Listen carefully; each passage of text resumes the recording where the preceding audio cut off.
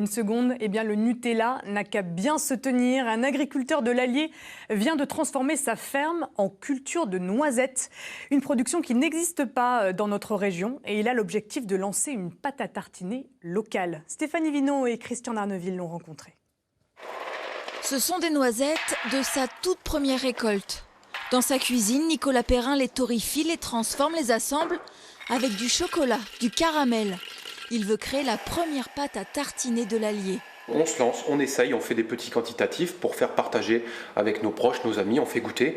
Voilà, et après on avance, parce que c'est quand même pas notre métier de base, on est avant tout agriculteur, donc on apprend un petit peu sur le tas aussi, quoi. Oui, agriculteur avant tout. Nicolas Perrin est devenu, il y a un an, producteur de noisettes. Il a plaqué son emploi salarié pour reprendre la ferme paternelle, mais il a voulu dire adieu aux veaux, aux vaches, aux cochons. Il a planté 22 hectares de noisetiers, une culture qui n'existait pas jusqu'ici en Auvergne.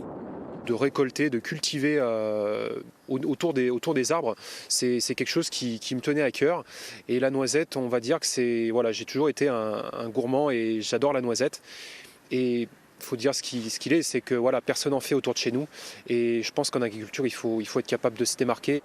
Et pour se démarquer encore plus, l'idée de la pâte à tartiner version paysanne, version bourbonnaise, a fini par s'imposer. L'objectif premier était de vendre les noisettes aux huileries. Donc là, on casse, on envoie ça aux huileries.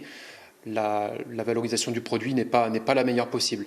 En transformant sur de la pâte à tartiner, forcément, on augmente la plus-value du produit, quoi. Il reste 24 jours de collecte, donc on est plutôt bien. Je pense qu'on va pouvoir envisager notre objectif de 10 000 €. On va tenter le coup, je pense. Mais pour produire sa pâte à tartiner à plus grande échelle, Nicolas Perrin a besoin de construire un atelier de fabrication. Il vient de lancer une campagne de financement participatif sur le site Mimosa.